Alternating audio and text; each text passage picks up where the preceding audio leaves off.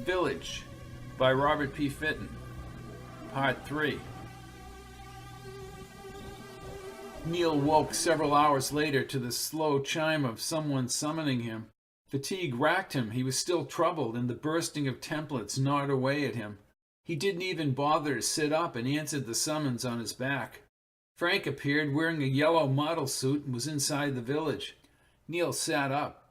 "Frank, what are you doing in a model suit?" "I've been asked to take over Dad's dwelling." "You, the consummate outsider? That makes no sense." Frank smiled as he walked from the transit tube near Walter's dwelling. "Maybe I've had the opportunity to experience imaging. The drogues gave me a limited capacity. I just never understood the possibilities, Neal. I can access any image. I was with Dad, and that convinced me." "Oh, don't be hasty, Frank. You're an outsider. Maybe you should think about this." Frank turned before he left the tube platform. "You don't want me to become part of the village?" Neal paused, not quite sure if he could answer such a poignant question. Given Walter's biological demise and his own intense shouldering of that responsibility, Neal became increasingly convinced he had made mistakes. He fully imaged himself to the tube platform. "Frank, go back to the exposure. Leave. Get in your truck and get away from here. Go back to Zephyr Springs. Go back to Mark and reality." Frank smiled, and they both walked from the tube. He opened Walter's dwelling and then faced Neal. "They've allowed me to have an imager. I'm a villager now. Why would I want to go back?" Frank had no business being here. He was so adamant about outsider ways, and to see him submit so readily to the village imaging was wrong. Neal looked around Walter's dwelling. Now it was Frank's dwelling. His emotions flew. Without explanation, he interrupted his imaging and sat alone in his own dwelling. His imager reminded him of the restaurant meeting with Zuli and the rest of his friends. He had the urge to call Rawlings. Something was wrong about Frank becoming a villager so quickly, but he delayed and quickly accessed the combined images of his friends. He dressed in some casual, loose-fitting clothes and stood in the lobby of the Golden Horseshoe. Doubt and contradictory thoughts pulsed through his head. He was directed to his friends across the restaurant. For several hours they shared laughter and heaps of food. As he waited for Zuli, with all the odd happenings of the past few days, he grew apprehensive. Late in the evening, his large friend appeared at the lobby and headed directly to the table. Zuli exchanged no formalities and seemed preoccupied. "Neal, I need to talk with you alone." "What's the problem?" Zuli took him by the elbow and they moved away from the table. When they reached the lobby, Zuli further advised that they both remove themselves from the imaging. Neal questioned the necessity, but finally acceded. He stood alone in his dwelling and unsealed the opening. Zuli, looking down at the tube platform, quickly entered the dwelling.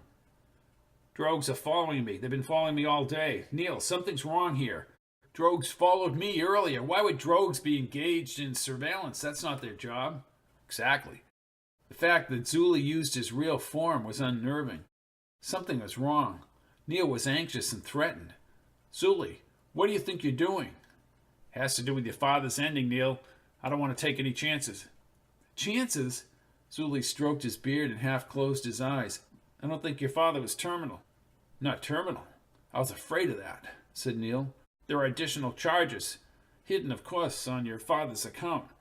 They're listed as medical imaging charges. They're all messed up." "Well, Walter had lots of charges. Before you go saying wild things like Walter not being terminal, I think they formulated false terminal images. It all clicked in automatically, as if it were done by the mainstream, no ability to abstract. Drogues? Maybe.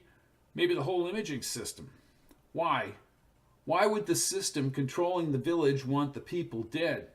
I don't have an answer for that, Neal, but I'm saying your father need not have ended his biological life." Neal creased his brow. What Zuli was saying was some kind of mistake. When biological life wound down, it was the choice of every village dweller to end it. Walter not being terminal was just a ludicrous assertion. "You're wrong, Zuli. Wrong. So wrong." "No, Neal. The images might be deceptive. People might be deceptive, but fortunes don't lie. Either everything adds up or it doesn't." Neal felt as if he were on the outside with no control. "I have a sector inspector telling me the same thing. Other endings in the sector have been questionable. He needs this information." Who is he? Can you trust him? Rawlings, Harold Rawlings. Zully thought for a second. I don't know him, but I would say if you have a connection to security, this inspector, he needs to know about your father's fortune. I know. Neal, this thing could be bigger than you or me. And with those drogues following us, I would be very, very careful. Neal was immediately aware of several drogues following him. He exploited the drones through limited mobility and quickly ascended the stairwell.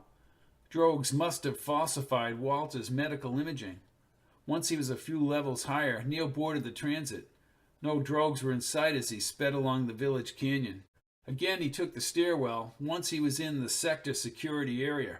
As he approached the offices, he saw Rawlings down back. Security scans alerted the inspector and he looked up. Neal moved quickly around the desks and back to the office. Inspector, I need to talk with you.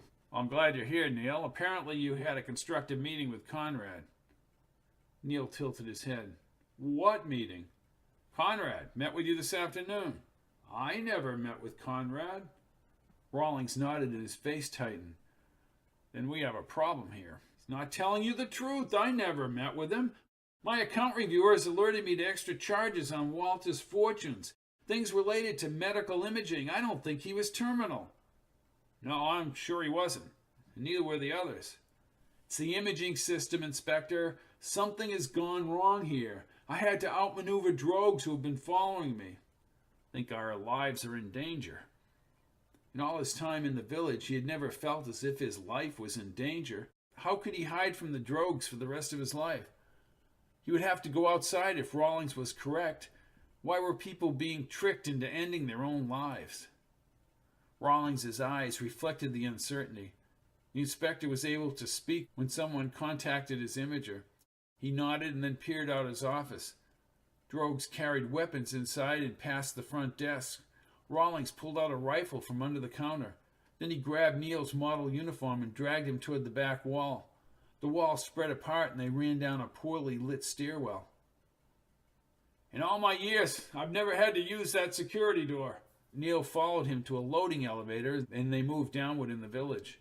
Rawlings was in deep thought as Neal imaged a tranquil scene along a bay cove, but his imaging was interrupted by Rawlings, shaking his shoulders.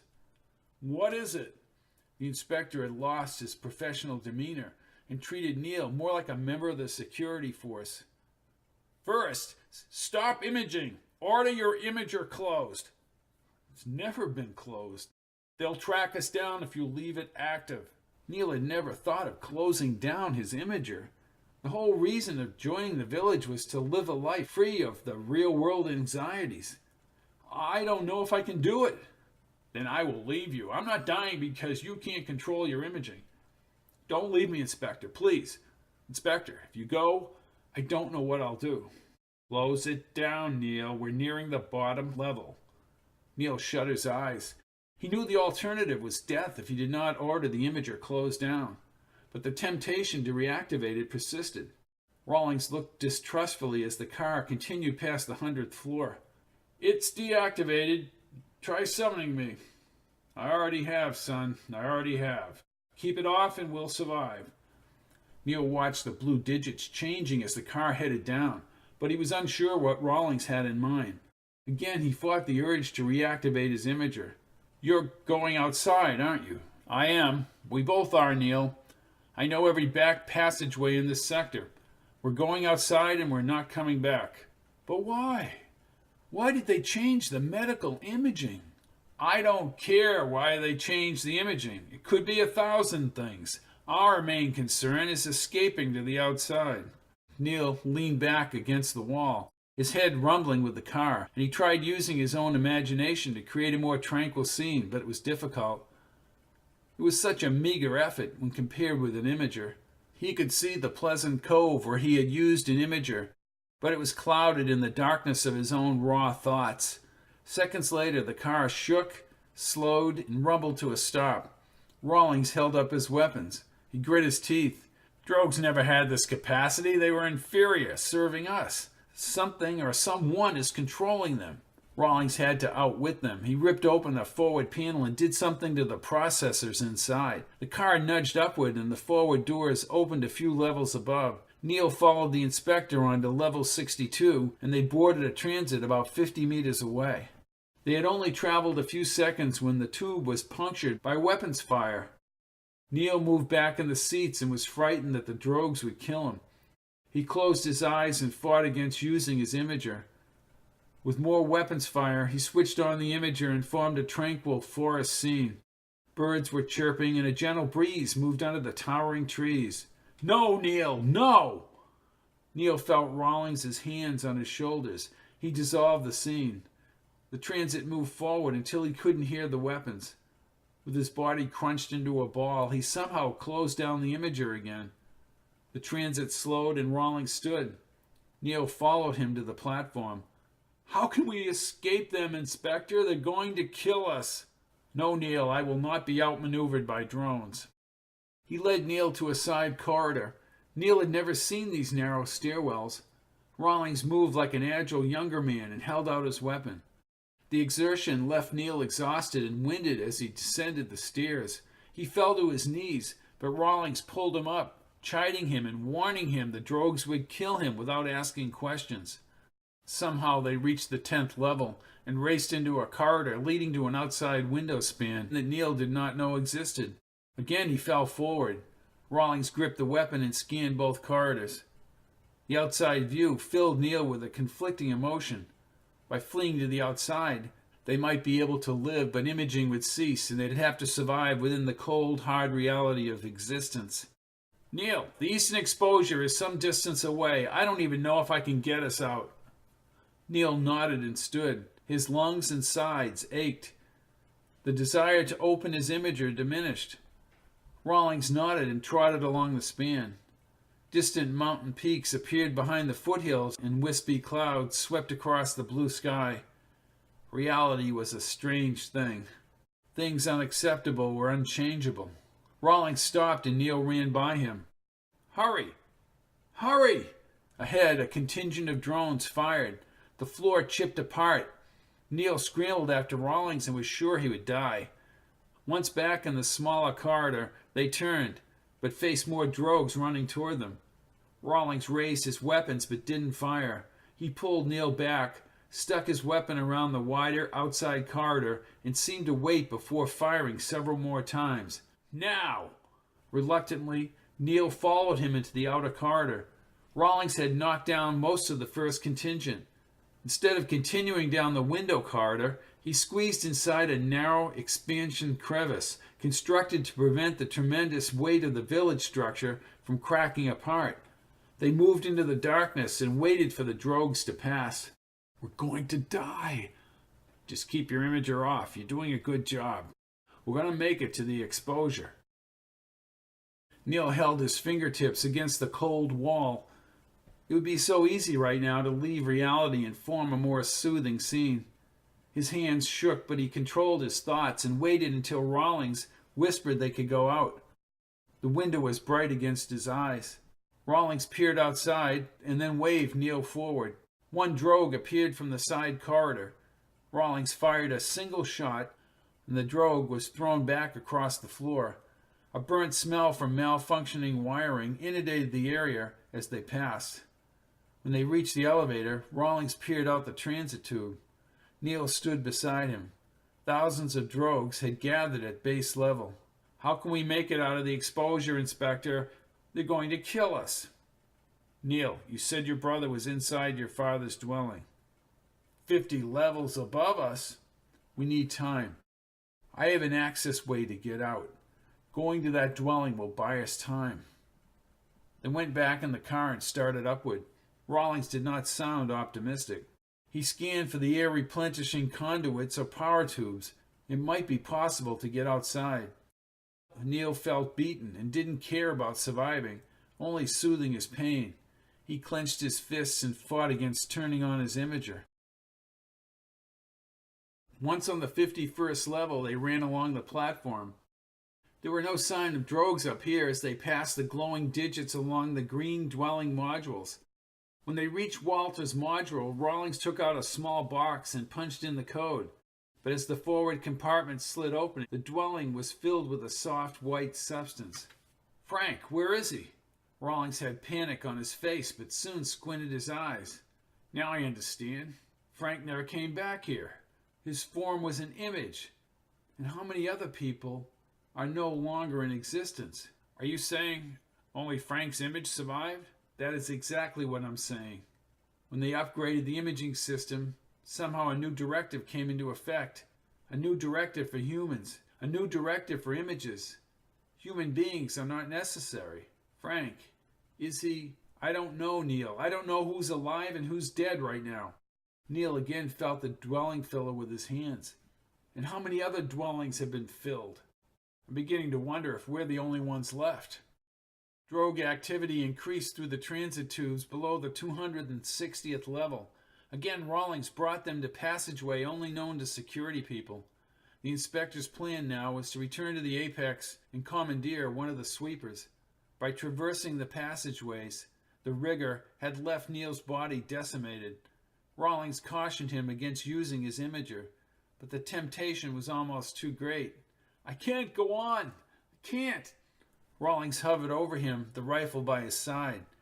"You have to, Neal. You have to force yourself to go on." "They killed my brother."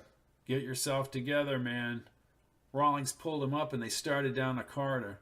He opened a side panel and looked up a perforated ladder used for maintenance. The inspector stood guard at the base as Neal begrudgingly climbed down. "I trusted the village. The imagers. I saw no reason to doubt."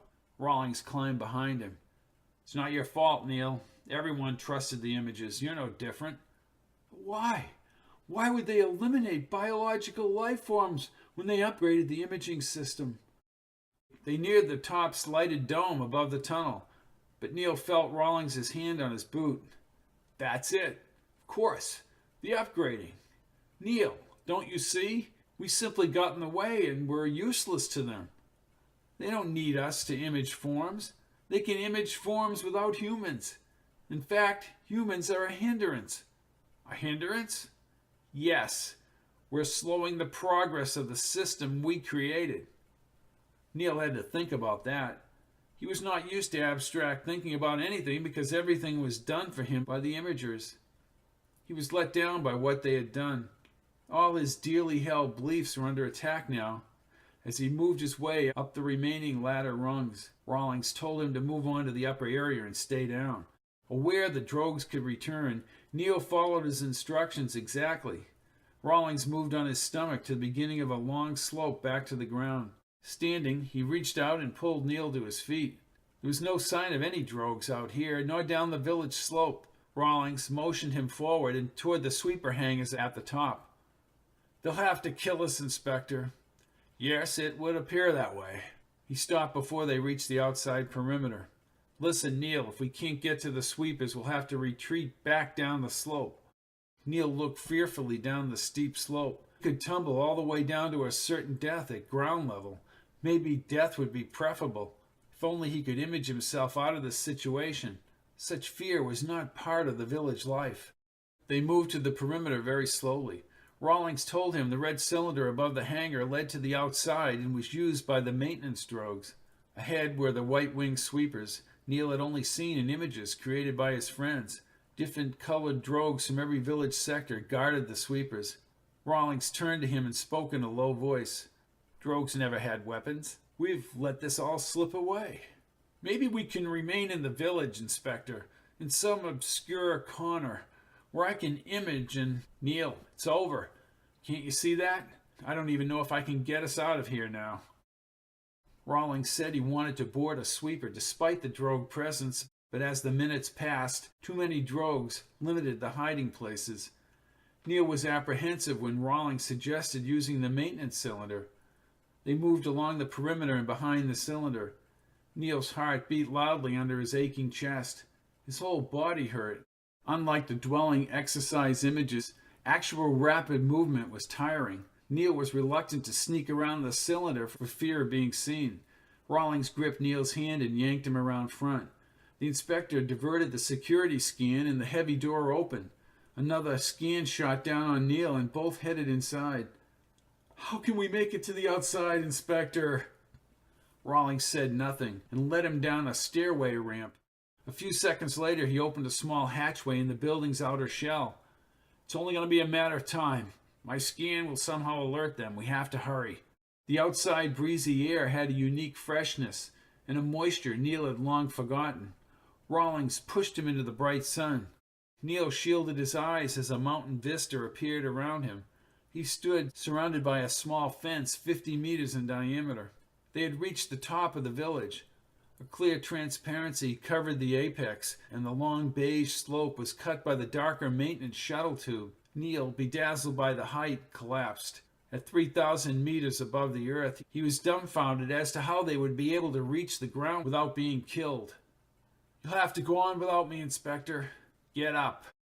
Rawlings pushed him up.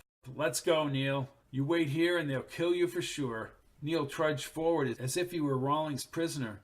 Rawlings climbed the corrugated fence, but Neal hesitated again, closing his eyes briefly. Rawlings looked up from the other side and half pointed the weapon at Neal. Neal climbed over and set his foot on the clear apex. The slope gradually tapered across the apex. Rawlings seemed relieved once they were on the darker, slotted maintenance support tube. Neal clung onto his arm as they traversed the wide slope, but the angle increased as they moved along. Surviving the steep slope to the ground threatened him more than the drogues.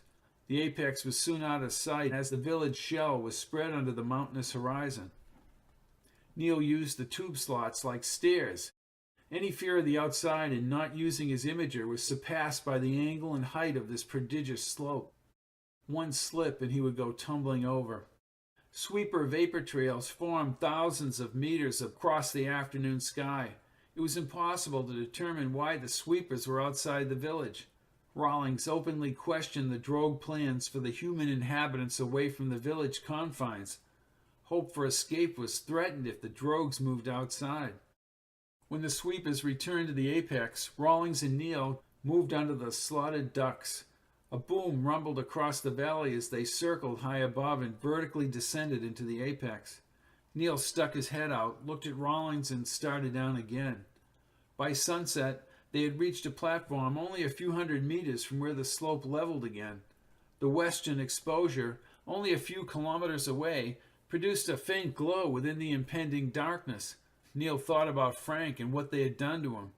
His mind now floated within the imager consciousness. As he mourned for his brother, he also grieved for his own shattered beliefs. It was so easy to trust. Trusting had worked until the overhaul.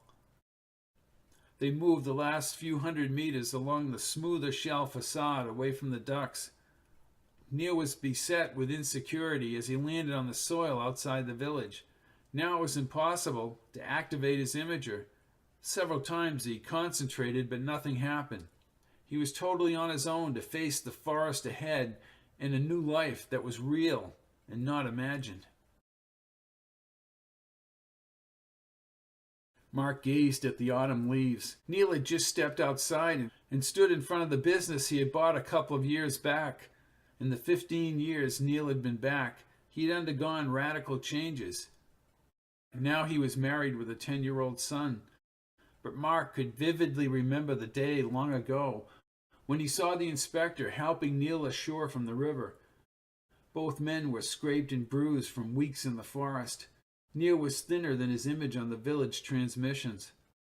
Nights brought wailing as he became cognizant of how he had to live in a world where things happened to him and not for him. Neal's bizarre state reminded Mark of his children when they were young and how he disciplined them so they would not be spoiled. Everyone treated Neal firmly. After months of frustration, he emerged back in town and worked as a laborer at Conley's Mercantile. When Conley retired, Neal bought the business and ran it successfully. Neal had never mentioned the village, and thoughts of imaging seemed to be left back within its confines. Rawlings, late at night in the tavern, would discuss in detail what life was like within the village, but he also speculated on the possibility that human life no longer existed in that Colorado village or in any of the villages around the world. Mark approached the Mercantile and called out, His brother's hair was gray, but he was more heavy-set in his white apron than when he had first come back to Zephyr Springs. Mark cupped his hand. "Did you get the supplies?" "Yeah, thanks for letting me use the flat screen. I was able to procure a shipment for next week." Neil's son Philip ran across the dusty road ahead of Mary. Neil hoisted the boy into the air and kissed Mary. She smiled as he spoke. "Philip is all excited about going with you to pick up those supplies. Mom says I have to check with you. Can we leave tonight, Dad?" Mark thought about his own father and how his life had been ended back in the village so long ago. Being a father erased that pain. Neil set down Philip on the boardwalk. "Philip, you'll have to wait, son." "Oh, I'm ready to go." We will. Neil grinned and ruffled his brown hair. Mary moved inside the mercantile as he looked back toward the street. Rawlings, hunched over with stark white hair but still able to navigate, walked over with a few of his friends. "How are you feeling, Harold?" asked Neil. "Ah, not bad for an oldster. I need to talk with you, Neil." "You can join us if you want, Mark." Rawlings brought them down the boardwalk. He sat them on one of the benches outside the barber shop. His eyes were still penetrating under his white bushy brows. "Neil, not a good idea to put yourself over the flat screen. You never know where that signal might go." "You can speak more plainly than that, Harold." "I can. I'm afraid that the drogues or village imagers may have picked up your transmission for a request for supplies." "Oh, Harold, it's been 15 years. What do they care about me anyway?" "Not a matter of caring. Drogues and imagers only function, just like that river out there, Neil. It flows without compassion or caring. When it rises during the wet season, it's not because of any animosity. It just does. Well, I have a new life here, and I've had a new life for a long time. I'm not worried about images and drogues hearing my transmission. Mark, you need to go with your brother. Bring the other men from town with you and leave Philip back here. Better yet, Neil, don't leave Zephyr Springs until you're sure of your own safety." Neil grinned and folded his arms over his checkered shirt. He shook his head. While he agreed to leave Philip back in town, he refused any help. He always tested whether he was truly an outsider who had shed all his village ways.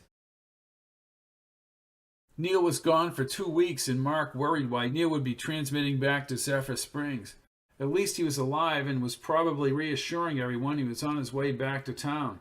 Mark climbed the hill and gazed up at the huge red and white transmission tower. He moved toward the weathered clapboard shack ahead. Grover Henderson peeked out from behind the door. Grover's eyes were filled. "What happened, Grover?" Grover couldn't speak. Mark pushed open the door and stopped on the floorboards. He saw Neil's image on the screen. But it was not the Neil who left Zephyr Springs 2 weeks ago. He was many years younger and standing next to his brother Frank. "My God, Neil." "Hey, I just want you to know I've decided to return to the village, Mark. Being on the outside was just too stressful." Mark said nothing as the image prattled onward. Frank's image spoke too. Mark was convinced he was only seeing images and was sure that Neil had been killed. The drogues had installed his image amidst the electronic flow within the system. It was a system working within itself, but unable to reach out. "No! No!" He retreated across the room and picked up the long-handled axe next to the fireplace wood. Neil kept speaking, but Mark wielded the axe deftly. He swung it through the air and sliced the transmission cables. The screen image wavered and it went to snow as he cut the line. Then he slammed the screen. The implosion sent debris flying across the room. Once outside, he saw Mary and Philip moving up the hill from different directions. "Go back! Go back!" Mark cut the cables holding the antenna. One by one they snapped and he scaled the fence. He pushed and pulled until the antenna finally snapped and crashed into the woods. Then he staggered back to Mary and Philip. Philip tried to speak. "I have to tell you." "Wait, Philip." "Mark, you've destroyed our ability to transmit," she said. "Where's Neil?" Mark gazed into her blue eyes as Rawlings moved up toward them. I don't know how to tell you this." "What happened, Mark? Why did you destroy the transmission tower?" asked Rawlings. "We're going to live without it now. It's not necessary." The old inspector looked down for a moment. "What happened to Neil?" Mark gulped before he spoke. Neil is..." Philip smiled and moved between them. No, Dad is back in town. He let them think he was inside the truck when they blew it up. Behind him, Neal appeared on the road and ran up the hill. His son sprinted out to greet him and jumped into Neal's arms. Mary soon joined them. Mark looked back at the fallen tower as Neal moved closer. He held his brother's shoulders. Neal, you're alive. I am. How? I just saw your image being transmitted from the village. How did you do it? How did you beat them? Neal smiled and Rawlings nodded. Harold understands.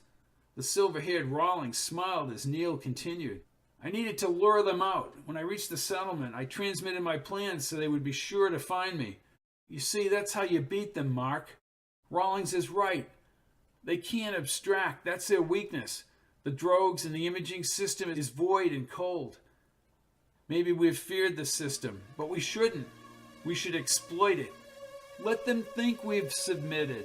Let them think they've destroyed us. Let them go on with their game. They are irrelevant.